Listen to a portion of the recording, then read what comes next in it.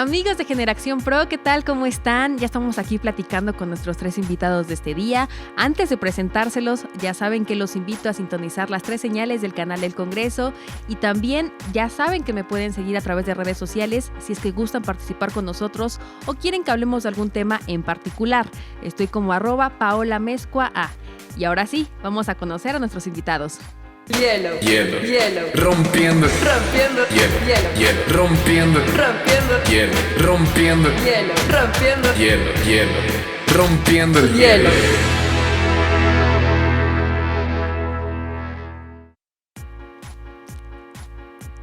Pues este día nuestros invitados son Julio, Diego y Luis. Julio, por favor, platícale a la audiencia de Generación Pro cuáles son tus sueños y tus aspiraciones. Bueno, primero que nada, muy buenas tardes, muy buenos días, tardes, noches, dependiendo de donde nos escuchen y cómo nos estén viendo. Pero bueno, un gusto estar por acá con ustedes, compartir este espacio, Paola, Diego, Luis. Y bueno, realmente mis aspiraciones y mis sueños son siempre enfocados desde mi visión internacional, y a mí siempre me ha gustado mucho el tema de dejar a México en alto, en lo más alto, y posicionarlo en un ambiente internacional de la mejor manera, representando los valores del Estado de Derecho y cambiando de la mejor manera para que seamos un ejemplo en toda Latinoamérica y de esta forma poder hacer crecer y hacer ver bien a México en el exterior. Ok, ¿cuál es tu carrera?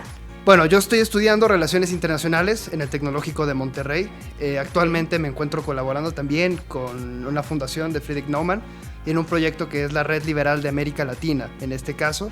Y bueno, tengo igual experiencia trabajando en migración, en un consulado igual de El Salvador, tratando temas humanitarios. Y bueno, todo este tema de México en el exterior me apasiona en general. Claro, se nota que traes esa experiencia de poner a México en alto con otros países. Diego, platícale a la audiencia de Generación Pro quién eres. Hola, muy buenas tardes. ¿Cómo están a todos los que nos escuchan? A mi compañero Julio, a Luis, gracias Paula por invitarme a este espacio. Yo estudio Relaciones Internacionales igual que mi compañero. Okay. Actualmente estoy en 8º semestre, ya a punto de egresar de la carrera.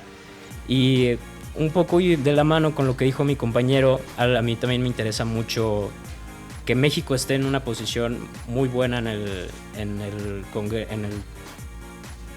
hacia el mundo. Uh-huh. Y algo que me interesa muchísimo es la cooperación internacional y todas estas conexiones que puede haber entre México y otros países, y que México pueda aportar también a otros países, no solo que México reciba cooperación, sino que también pueda llegar a dar cooperación a países que la necesitan. Ok, pues ustedes allá en casa, que además de oírnos, también nos están viendo porque nos van a grabar para redes sociales del canal del Congreso, por YouTube y por Facebook. Entonces, también a los que nos están viendo, y también hacer el paréntesis de que pueden participar cualquier joven que tenga ganas de hacerlo, no importa la carrera. Ya vimos que aquí hay 2 estudiantes de la carrera de Relaciones Internacionales. Muchas gracias por estar con nosotros. Luis, por favor, platícale a la audiencia cómo fue tu acercamiento con el mundo legislativo. Claro que sí, Paula, muchas gracias. Acá le saluda a su compañero Luis Eduardo, como me quieran llamar. Y yo tuve la fortuna hace algunos meses, casi ya el año, 2 años, de dirigir una fundación a nivel mundial. Esto me permitió darme cuenta que cuando uno tiene ganas de hacer las cosas, tiene algunas bases y fundamentos, como lo pueden ser conocimiento técnico, etcétera, entre otros, uno puede traducir esas ganas de hacer algo en acciones, y preferentemente en acciones que impacten en la gente. De ahí di con la acción de gobierno, y finalmente di con el poder legislativo, que es, yo creo, la cuna de muchos cambios en este país. Ok, ¿y qué carrera estudiaste? Yo actualmente estudio 2 carreras. Ya este semestre estoy por terminar la licenciatura de Gobierno y Políticas Públicas en la Universidad Panamericana, y un poquito más para terminar la de Economía. Entonces estoy estudiando estas 2. Ok, un consejo para las personas que apenas llevan una. ¿Cómo es que te decidiste a estudiar 2? La verdad es que, ahondando en el mismo tema del poder de gobierno, la acción de gobierno, uno se da cuenta que ya es un ámbito de varias dimensiones. Uno ya no puede ser solo especialista en derecho, uno ya no puede ser solo especialista en economía, porque todo está conectado, finalmente todo está relacionado. Claro. Funciona como un sistema, ¿no? Cuando le mueves un engrane, una tuerquita de un lado, ya moviste de acá. O sea, es importante tener o intentar abarcar la mayor de las áreas posibles. De ahí di. Entonces, si están estudiando una carrera, muchas felicidades, muy bien. Igual intenten abarcar más áreas que les ayuden a cubrir más aspectos. Pues ya lo escucharon, estos fueron las primeras palabras de nuestros 3 invitados de este día. Y ahora vamos a la siguiente sección, que es ¿rifa o no rifa? Rifa ¿Rifa o no rifa? ¿Rifa ¿O no rifa? ¿Rifa ¿Rifa o no rifa?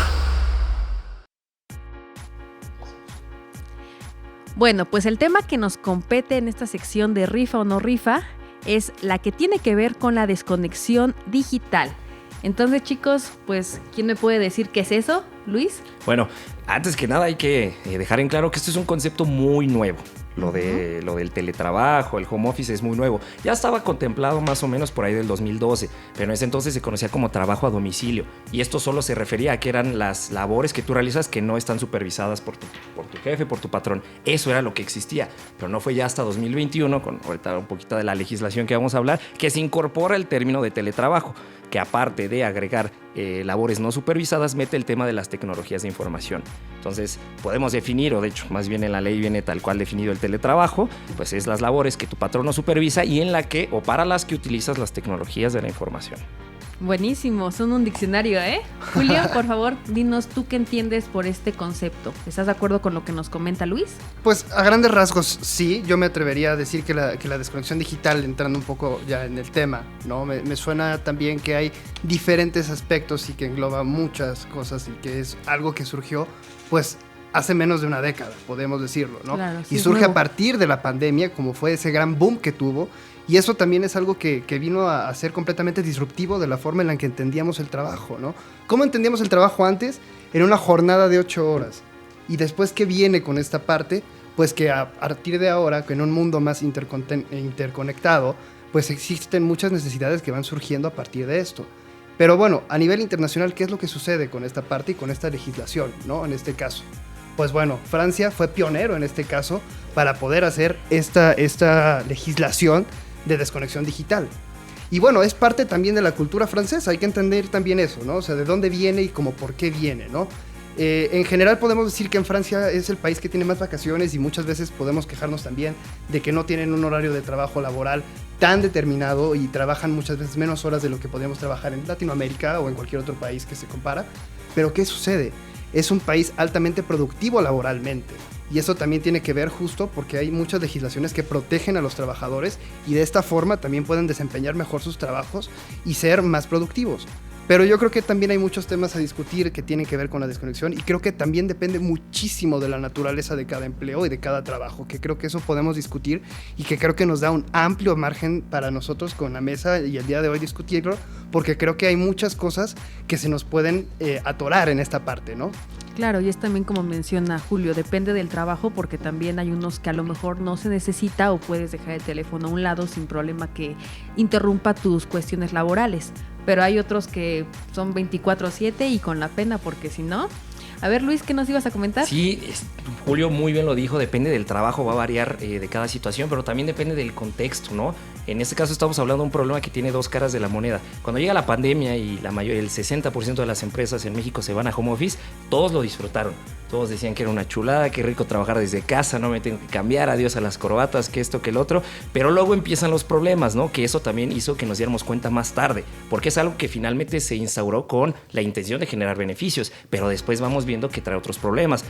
Hace 2 años, la empresa Metrix, que es una empresa dedicada a la ciencia de datos, sacó una encuesta y un estudio en la que arrojaron que el 70% de las personas que se encuentran en la modalidad de trabajo de teletrabajo, o comúnmente llamada home office, trabajan más de lo que deberían. Sienten que esa jornada es más pesada de lo que tienen pactado en su contrato. Es que en realidad lo es, porque aunque termine tu horario, pues saben que estás en tu casa con internet, con una computadora funcional, entonces es muy fácil decir, oye, mándame ahora este oficio de tal tema, ¿no? Diego, ¿qué nos querías comentar respecto al tema? Claro, pues como dicen, estoy de acuerdo con lo que dicen mis compañeros.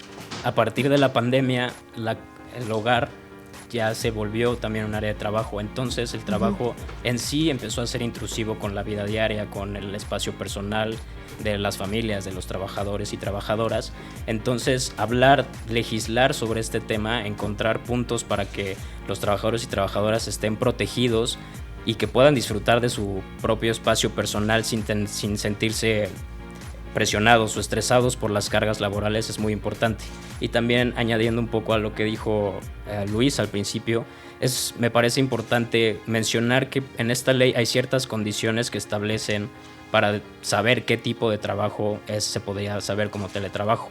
Y una de ellas es que el trabajo se debe desempeñar en un lugar distinto al de pues, la empresa o el empleador, y que se debe hacer por medio de tecnologías de comunicación.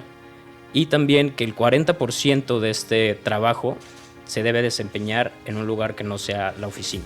Entonces siento que estas dos condiciones son muy importantes, estar pendientes de ellas para entender, como comentábamos, qué trabajo sí entra en el teletrabajo y cuáles no. Ok, pues al parecer los tres entienden muy bien el concepto de desconexión digital.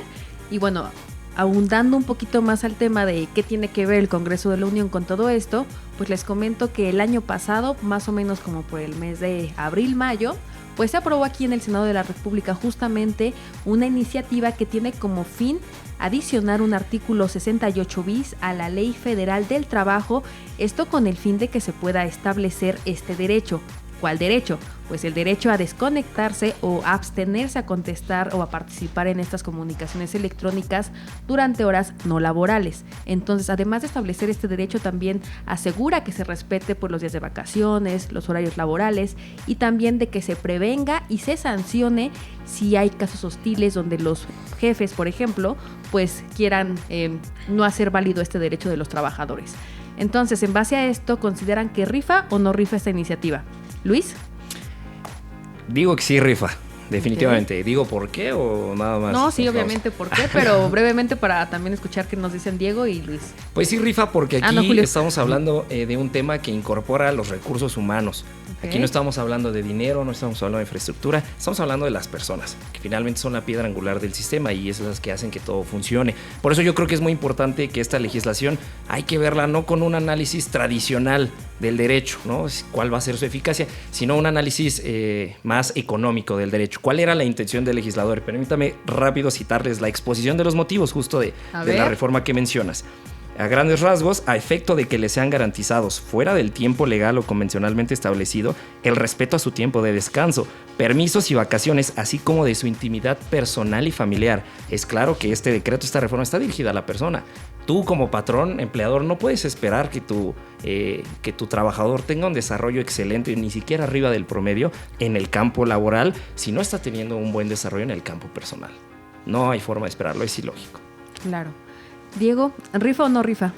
Yo siento que sí rifa, es un tema muy importante que se ha agravado a partir de la pandemia, y para México es aún más importante, ya que de la OCDE, México es un país, pertenece a este grupo. México es de los países que más trabaja y que peor balance tiene con vida y trabajo. Entonces, poder legislar para proteger este balance me parece que es muy importante. Ciertamente, pues la razón por la que los mexicanos trabajan más de las horas que se delimitan es multifactorial, pero siento que este es un camino para poder resolver este tema. Ok. Julio, ¿estás de acuerdo con lo que nos comentan Diego y Luis? Pues mira, Paola, y el auditorio que nos está escuchando en casa, yo digo que sí rifa, pero creo que también hay mucho trabajo por delante. Creo que también la legislación en este caso, o en este caso la ley que se está aprobando, tiene todavía mucha tarea por enfrente, ¿no? Y creo que se tiene que definir concretamente y entender nuevamente que los horarios, la jornada laboral tradicional ya no es completamente de 8 horas, ¿me explico? Uh-huh. Creo que también hay muchas cosas que no nos terminamos de entender y no terminamos de adaptarnos.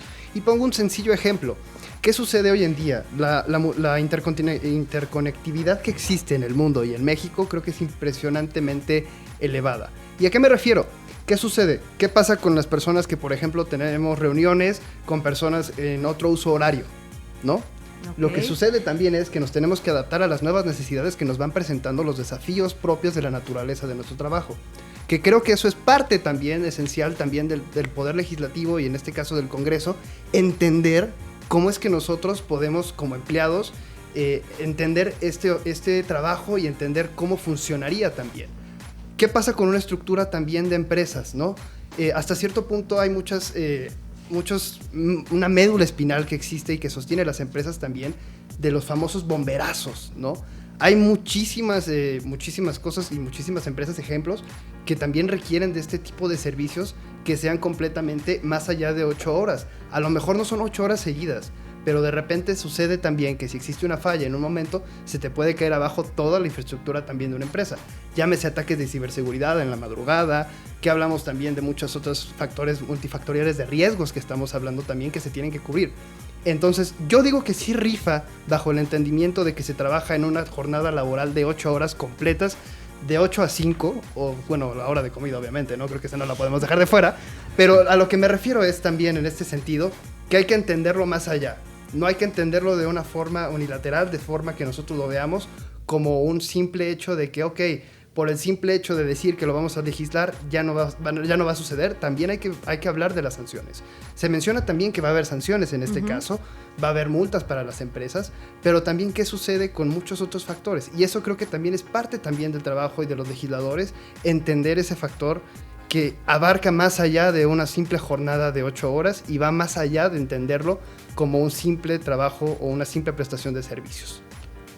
Ok, entonces, ya sabiendo este contexto, conociendo la situación, que obviamente puede ser beneficioso, o en un principio se consideraba que era beneficioso porque pues estabas en tu casa, como dice Luis, pues no había necesidad de ir al lugar para trabajar, pero ahorita han surgido como más cuestiones. Ya nos comentaba también Diego que somos de los países, el país de la OCDE que tiene menos respeto por este horario laboral. Incluso por eso, con estos datos de la OCDE fue que incluso se aprobó la ley de materia de vacaciones dignas, sabiendo que estamos mal en esta área.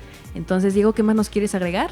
Sí, estoy de acuerdo en que hay muchas áreas de mejora, y aquí es algo interesante porque normalmente cuando buscamos estas áreas de mejora solemos irnos a las legislaciones europeas, americanas, vemos más hacia esa parte, pero es muy interesante porque no tenemos que irnos tan lejos.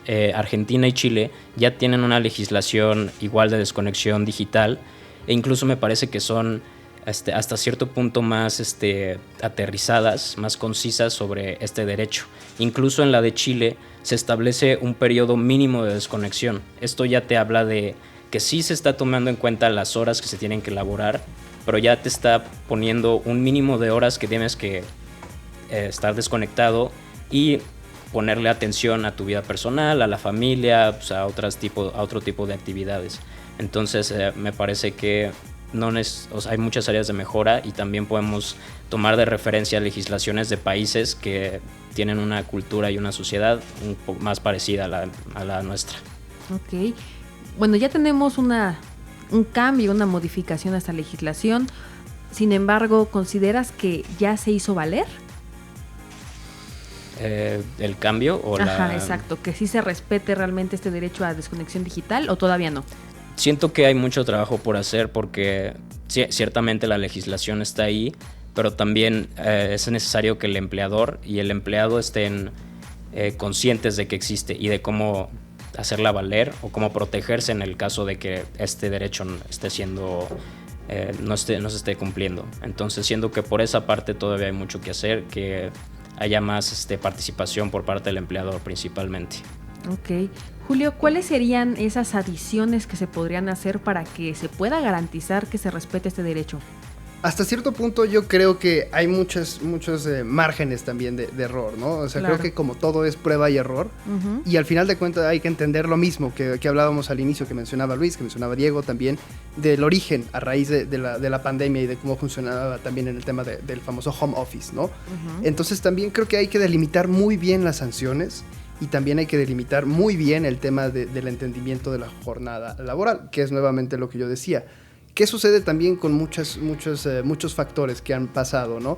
Hemos visto también que la gente a lo mejor también no cumple de la forma en la que normalmente lo haría, como se haría en una oficina. También eso es importante mencionarlo. Que creo que también muchas veces en algunos casos hemos visto también que nos vamos de viaje, que estamos atendiendo varias cosas en casa, que a lo mejor nosotros tenemos que hacer varias actividades y que rezagamos un poco también el tema de la productividad.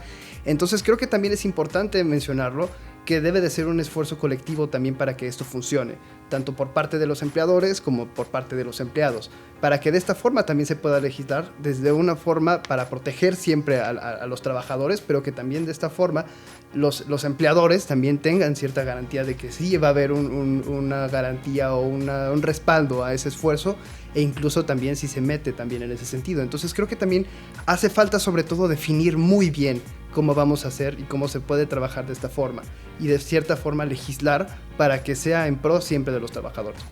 Pues ustedes ya lo escucharon allá en casa, necesitamos trabajar todos en conjunto, tanto empleadores como trabajadores, para que realmente se pueda respetar y garantizar este derecho a la desconexión digital. Ya saben, apaguen sus teléfonos, disfruten a su familia, y ahora vamos a un breve corte porque enseguida regresamos aquí en Generación Pro con la sección de Crush Legislativo. Gracias por continuar con nosotros aquí en Generación Pro, el programa juvenil de Radio Congreso. En esta ocasión, nuestros invitados son Julio, Diego y Luis. Muchas gracias de nuevo, chicos, por estar con nosotros. Ahora, ustedes escucharon ya un poco de ellos, acerca de cuáles son sus intereses, su acercamiento hacia la política y sobre todo el conocimiento en el tema de desconexión digital. Y ahora, el tema que nos compete en esta sección de Crush Legislativo es saber quién es el crush que los inspira. Más allá del físico, ¿quién es ese crush que los hace ser las personas que son hoy en día? Entonces, ¿quién quiere la palabra primero? Dice Diego que él. Bueno, pues mi crush legislativo es la embajadora Rosario Green, que lamentablemente falleció hace algunos años. Y obviamente como diplomática tuvo una carrera espectacular, pero también fue senadora por parte del PRI. Y gracias a su trabajo fue que se pudo legislar la Ley de Cooperación Internacional al Desarrollo. Y esta ley dio pie a que se creara la MECSID, que es el órgano que organiza y gestiona toda la cooperación internacional que entra hacia México y que México provee a otros países. Y como expliqué al principio, es un tema que a mí me interesa muchísimo, y que haya logrado esto ha hecho que México pueda dar un paso muy grande en el contexto internacional y en el de la cooperación internacional. Y entonces esa es la razón por la que es mi crush legislativo. ¿Y fue tu crush legislativo antes o después de estudiar la carrera que tienes? Fue al principio. Fue al Ok. principio, cuando apenas me estaba empapando de los conocimientos de la carrera. Empecé a investigar y vi lo que había hecho, y fue cuando me empezó a interesar su trayectoria. Ok, mira qué gran ejemplo. Entonces aquí veremos a un próximo embajador o senador. Ojalá, ¿no? Ojalá. Ok, Julio, ¿quién es tu crush legislativo? Mi crush legislativo ya se remonta a algunos ayeres, igual que el de mis compañeros. En mi caso es Gilberto Bosques. Gilberto Bosques es para mí la gran inspiración que existe y que me rige también hoy en día.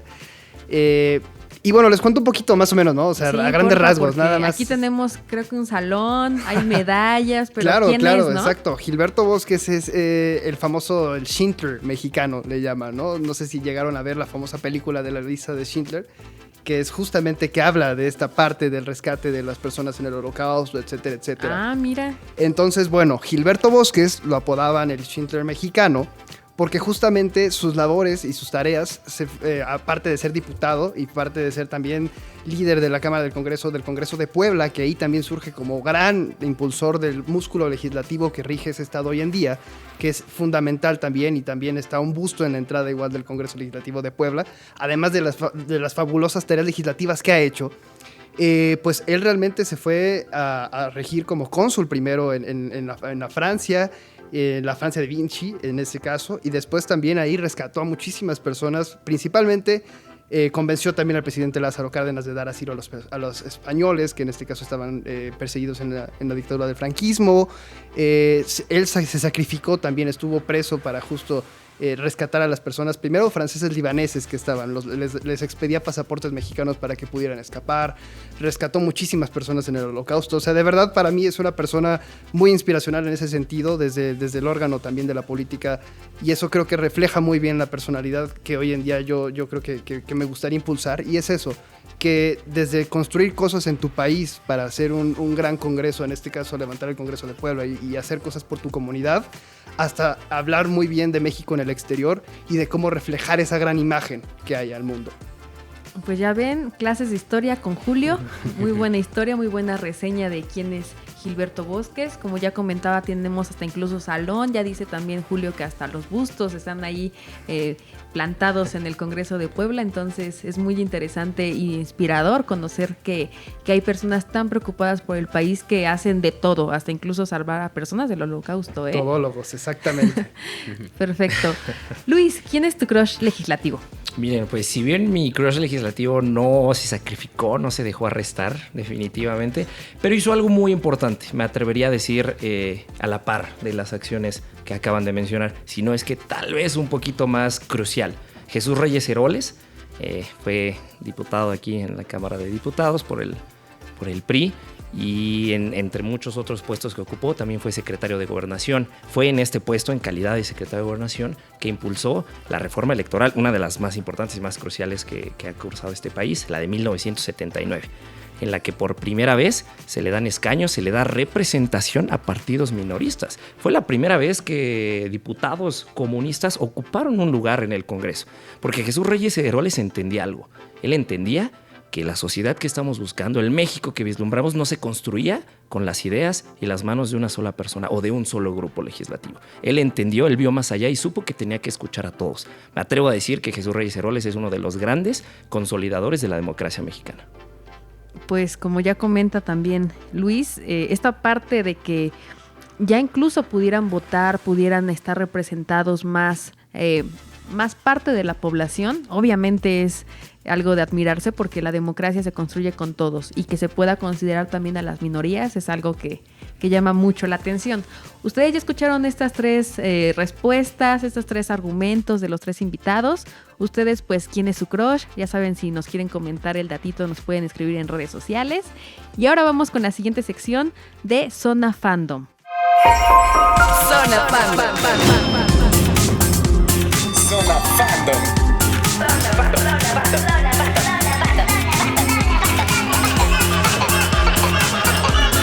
Zona Fandom.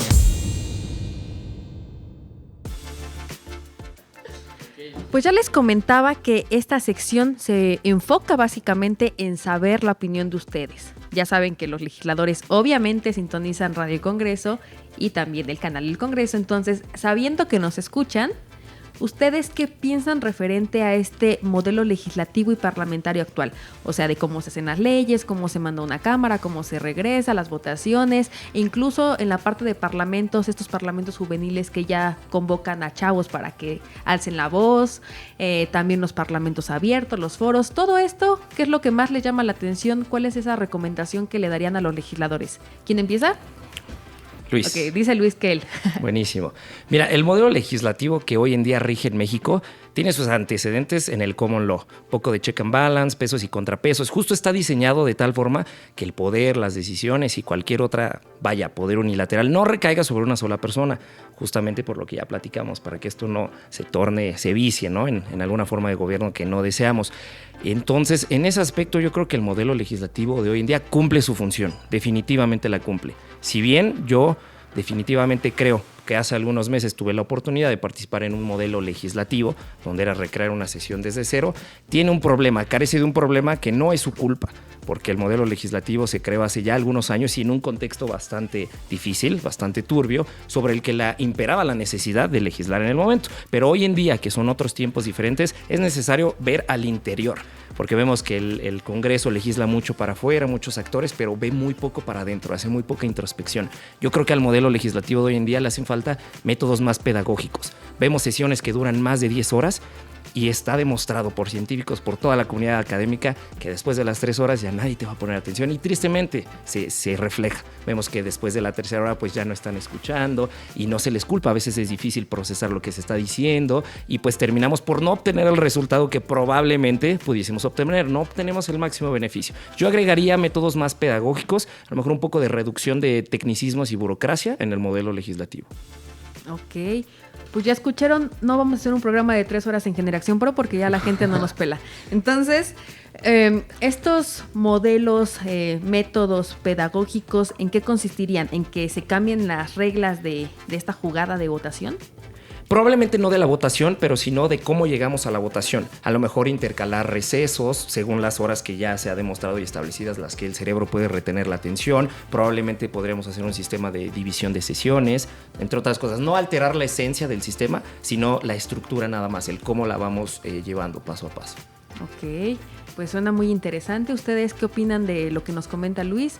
Diego, ¿qué piensas? ¿Está agradable esta propuesta? ¿Tú qué propondrías? Pues definitivamente es una muy buena propuesta.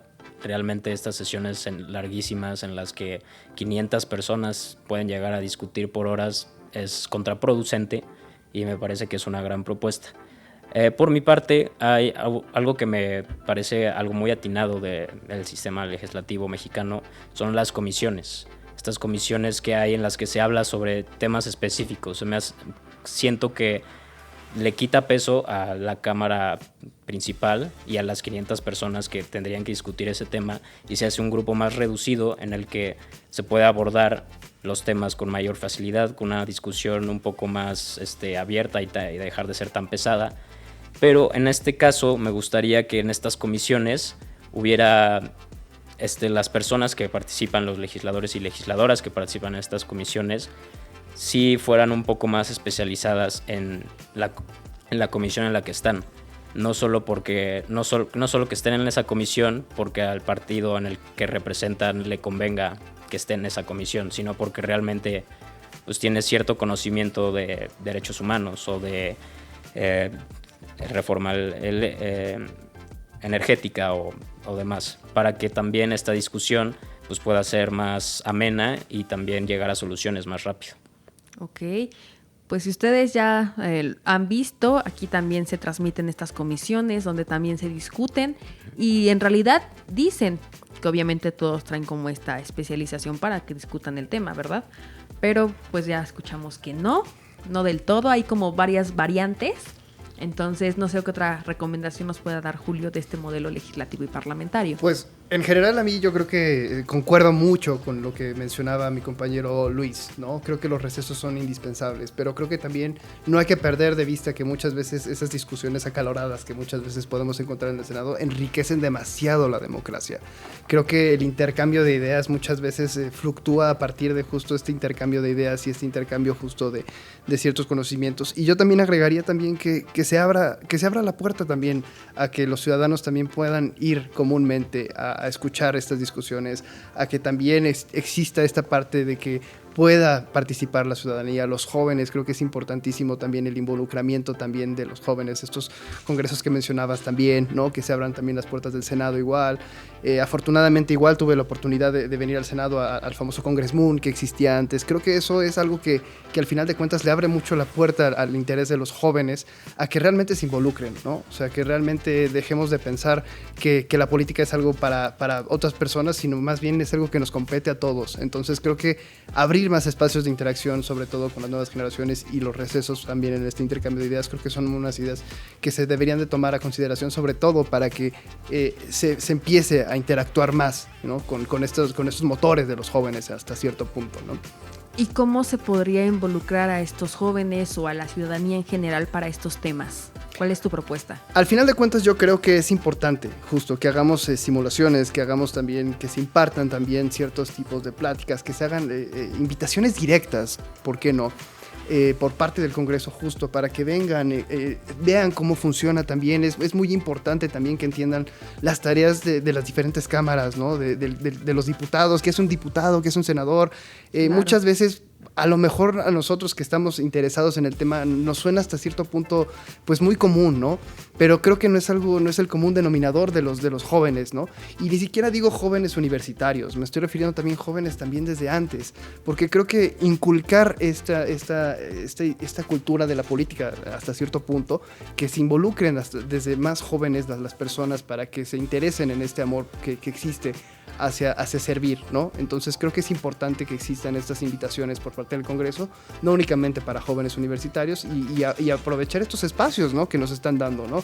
Como de este programa, como el que existe también en diferentes plataformas gubernamentales también que nos están abriendo espacio a los jóvenes, pero también que se involucren más. Creo que a partir de diferentes invitaciones y despertar la curiosidad de los niños y de los adolescentes es importantísimo. Pues ya lo escucharon, es necesario que todos participemos porque lo que se discute aquí es ley, entonces a todos nos va a afectar o a beneficiar. Entonces, entre mejor informados estemos, vamos a tener más herramientas para poder hacer algún cambio. Y también la parte de los tiempos de las discusiones, pues qué les digo, si aquí se transmiten de sol a sol, entonces pues ojalá se consideren, se tomen en cuenta estas recomendaciones, no pedidas, pero ahí están. Y ahora vamos brevemente a un corte para continuar con el tema de las iniciativas aquí en Generación Pro. Gracias por continuar con nosotros aquí en Generación Pro. Ya saben que este programa es de y para los jóvenes. Sabiendo esto, por eso es que se creó esta sección donde queremos saber qué es lo que opinan, qué es lo que ustedes podrían hacer, si lo pudieran hacer obviamente, si tuvieran esta capacidad, esta elección como diputados, como senadores, algún cargo de popular que tengan este poder. ¿Qué iniciativa, qué propuesta harían para tener una mejor comunidad? Explíquenos brevemente cuál es el contexto de donde viven y cuál sería la propuesta que darían para mejorar esa situación. En el caso de que sea federal no hay problema, igual compártanos su iniciativa por favor. Así que, ¿quién empieza? Dice Diego Kell. Por favor. Bueno,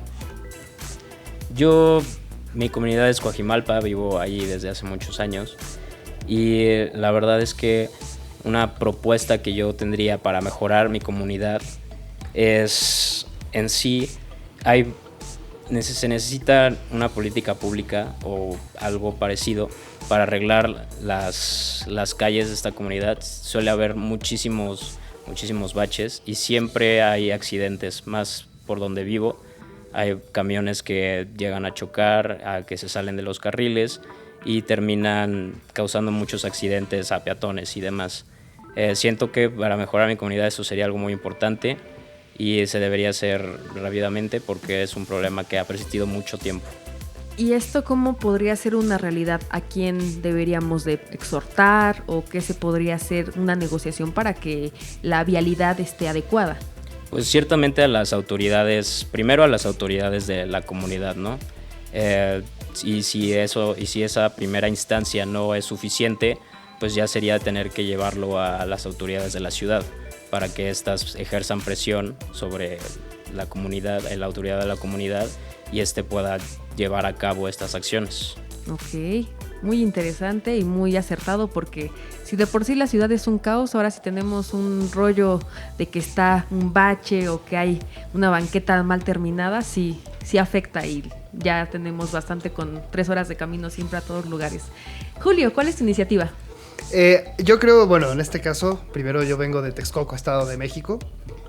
Una zona bastante bien comunicada por tema de carreteras y geográficamente muy bien conectada. Y bueno, yo creo, desde mi perspectiva y alrededor de todos estos años que he estado, la idea me surgió justo porque pues hay muchas vías del tren. ¿Me explico? O sea, es un lugar que está conectado muy bien por las vías del tren en este caso. Y también por aquí pasa también el tren de la Bestia con migrantes. Entonces, en este caso todos hemos escuchado hablar de este tren, de este gran... pues este es un gran tema hasta cierto punto y es muy sensible también, ¿no? O sea, vemos que también se escuchan muchas historias al respecto. Y también me surgió la idea también, considerando que no están bien aprovechadas esas vías del tren.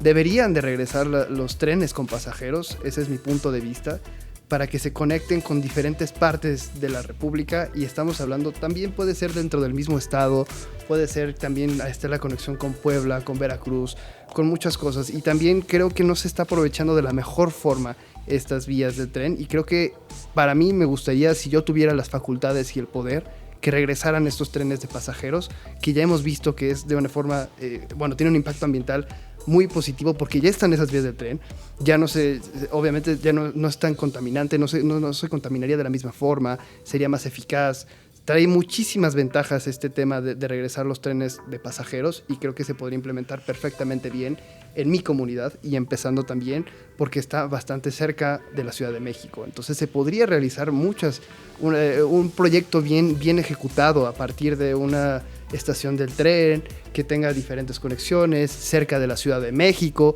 Creo que ahí hay podría haber un proyecto muy ambicioso para retomar este proyecto y de esta forma poder conectar mejor el Valle de México con otros estados estratégicamente hablando que están en la parte este o incluso en la parte norte también se podría ir. Ok, ¿y cómo podríamos hacerlo una realidad? ¿Con quién deberíamos de ir para que hagan caso a esta necesidad de que se pongan otra vez en circulación los trenes para pasajeros? Bueno, a partir de esto yo creo que se tiene que hacer un estudio también, ¿no? De las vías del tren que ya existen, ¿Cuáles son funcionales? ¿Cuáles son funcionales? ¿Cómo se podría en este caso retomar? Hasta cierto punto también ponderar y ver también que hay un monopolio también ahorita del tema de las vías del tren, ¿no? O sea, se debe de volver a abrir y se tiene que abrir esa parte para que no exista un monopolio en el tema de las vías del tren y que se pueda realmente ser accesible para toda la ciudadanía y que realmente no sea un lujo, ¿no? Que muchas veces lo estamos viendo. Y hasta cierto punto creo que México se ha tardado porque es una realidad. En América Latina ya existen proyectos también que se están construyendo a partir de esta última década de cómo retomar los proyectos de vías del tren y de que sea una realidad para toda la ciudadanía. Y estratégicamente hablando, considero que si se puede instalar, en este caso desde Texcoco, trae muchas ventajas. Y sobre todo, me explico en este punto, el puerto que tiene igual muchísima actividad económica es el puerto de Veracruz. Y si nosotros cruzamos a través del puerto de Veracruz, podemos entender que también habría un desarrollo económico muy importante que no se está explotando de la mejor forma. Ok, pues ya escucharon esta propuesta y está sobre la mesa. ¿Y Luis? Buenísimo. Antes que nada, Julio, yo ahí te voy a recomendar acercarte con el diputado Miguel Torruco. Él trae contemplado dentro de su agenda la reactivación de las líneas férreas, por si te interesa. Mira, para que seas pionero en esta iniciativa, ¿eh? Luis, por favor, ¿cuál es tu iniciativa? Mi comunidad es Huixquilucan, actualmente es donde estudio, donde trabajo. La verdad es que a esa comunidad no le hace falta mucho. ¿Cómo dijiste? ¿Dónde está? Huixquilucan, Estado de México. Ah, ok. Entonces, no le hace falta mucho, siendo honestos. Me voy a ir a una propuesta un poco más grande, me voy a ir a la esfera federal y atañéndonos aquí al Congreso, una posible solución para uno de sus más grandes problemas que tiene el Congreso. Este diagnóstico que hice surge a partir de que mi hermano, que no le interesa mucho el tema de la política, pero sí los resultados, es decir, ¿cómo quedó esto? ¿Cómo quedó aquello? ¿Ya puedo hacer esto? ¿Ya no puedo hacer esto? Y de repente un día me dice, oye, ya puedo hacer esto, X tema. Y le digo, mira, el 2 de abril ya se va a saber, se va a discutir. Llega el 2 de abril y mi hermano me dice, oye, ¿qué fue? ¿Ya puedo? Y le digo, ¿qué crees? No lo discutieron, tenían otras cosas. Y así me traje a mi hermano como un año, porque la iniciativa que a él le interesaba estaba congelada. Se frenó y estuvo años ahí atorada. Y esto es ¿por qué? Porque siento que legislan cosas que podrían hacerlas más eficientes. Y en virtud de ello, mi propuesta es cambiar el presupuesto a presupuestos interanuales, no anuales. Porque hacer el presupuesto anual es bastante tiempo. Es comerse varios meses, es comer varias discusión y es utilizar lapsos que se podrían utilizar para sacar cosas de la descongeladora y cosas que están atoradas. Entonces, en este caso, mi propuesta, y como muchos otros países lo hacen de manera muy efectiva, ya que esto es una propuesta que no necesita tener mucho en consideración el contexto. Hay que recordar que las políticas públicas no se pueden copiar, ¿no? Como señalaba el consenso de Washington, no se puede, no la puedes traer copy-paste acá de un país a otro porque no va a funcionar. Tienes que tener en cuenta el tema de las instituciones informales, la cultura, por ejemplo. Pero esta es una propuesta que no atañe a la cultura, entonces es muy fácil replicarla en nuestro país.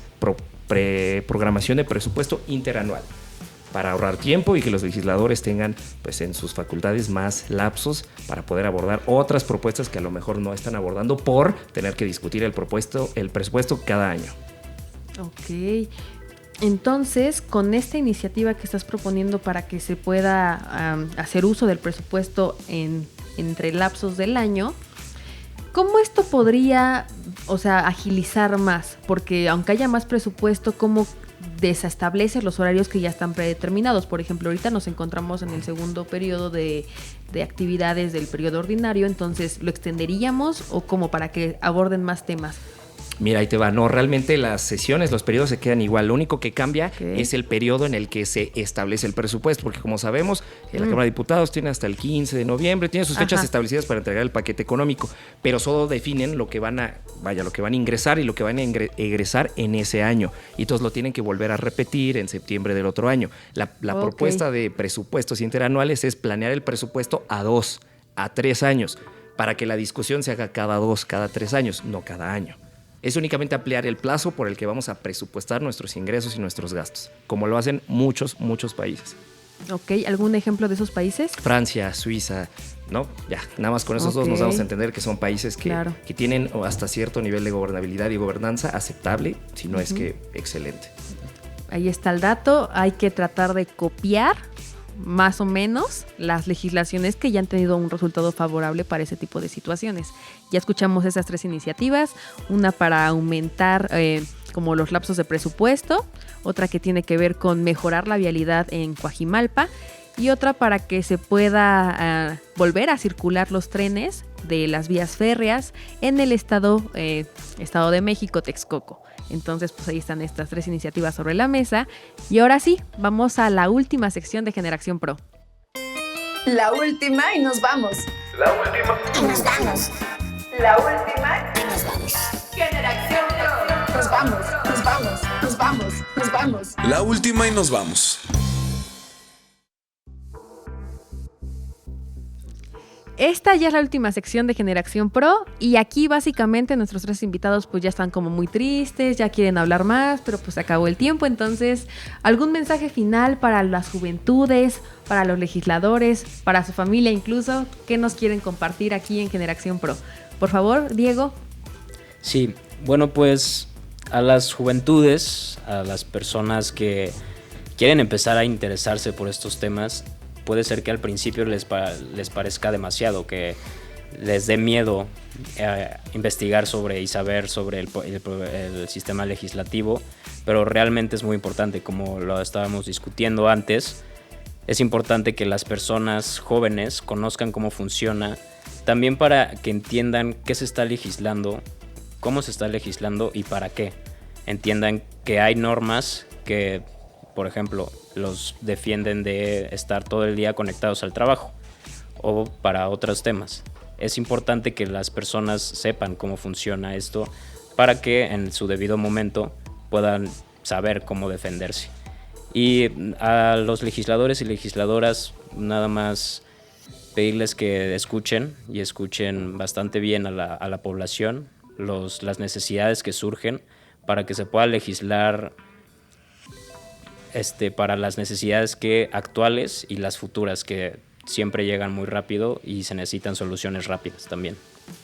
Ok, pues ya escucharon el mensaje de Diego. Básicamente a las personas, pónganse pilas porque luego sale una ley para que no fumen en lugares públicos y se quejan que tienen una multa. Entonces, también sepan no quién nos a cachar. compete. Sí, necesitan estar bien enterados para que tengan herramientas para cualquier cosa, hacer valer sus derechos. Y a los legisladores, pues sí, que nos tomen en cuenta a todas y a todos. Julio, por favor, tu mensaje final. Bueno, primero agradecerles el espacio a todos y compartir esta gran mesa con este gran equipo. Súper expertos todos, ¿eh? Súper expertos. Creo que fue una discusión muy buena y creo que al final de cuentas aprendimos y creo que eso es parte de, ¿no?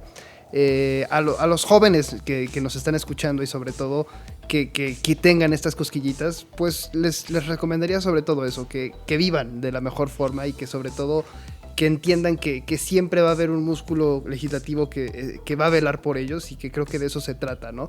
De que nos involucremos, de que no tengamos miedo de expresar nuestras opiniones y que al final de cuentas nosotros nos comuniquemos de la mejor forma y que siempre seamos respetuosos, ¿no? Que siempre escuchemos la opinión, aunque no la compartamos, aunque no sea realmente de lo que nosotros pensamos, pero que leamos de todas las fuentes. Creo que de eso se trata, de que estemos abiertos y seamos receptivos a los mensajes, aunque muchas veces no nos guste escuchar unas opiniones o lo que sea. Al final de cuentas tenemos que practicar la tolerancia y creo que de eso se trata. Y bueno, a los legisladores me dirijo justo para que en ese afán de la tolerancia también seamos muy cuidadosos también y que sean muy responsables también del gran poder que tienen. Y en este caso tienen bajo su manto a los mexicanos y a las mexicanas que realmente tenemos muchas necesidades y que nos escuchen, que nos vean, que no nos ignoren, que nosotros tengamos también este poder y que realmente se tomen en cuenta y que muchas veces entendamos que México es todo, ¿no? Y que implica muchas regiones y muchos lugares y muchas lenguas, mucha diversidad que se tienen que tomar en cuenta todos. Y creo que de eso se trata, que nuestra cultura es bastante rica y bastante amplia y que se escuche de todo y que nosotros realmente seamos sensibles ante las necesidades y que no sean egoístas y que no pensemos que en este caso, porque a mí no me afecta, no voy a legislar al respecto. Entonces, que se ponga en práctica la empatía y que de esa forma se legisle para que mejore la situación y el contexto de México en general. Ok, pues a los jóvenes información es poder, siempre informarse es muy bueno, y a los legisladores pues también, como dices, que sean más empáticos, que legislen por todas y por todos. Luis, ¿tu mensaje final? Hay una frase que un amigo constantemente me repite, que dice que puede que a ti no te interese la política, pero la política se interesa de todo de ti. Y es verdad, porque a donde tú voltees, a donde tú llegues, lo que tú pienses, está legislado, tiene una regulación, está contemplado y probablemente esté sancionado. Entonces hay que tener mucho cuidado. En ese sentido yo quiero rescatar 2 elementos que ya mencionaba a lo largo de mis intervenciones: pluralidad y diálogo. Pluralidad lo mencionaba con el cross legislativo y el diálogo pues creo que se menciona por sí solo, ¿no? Con estos espacios.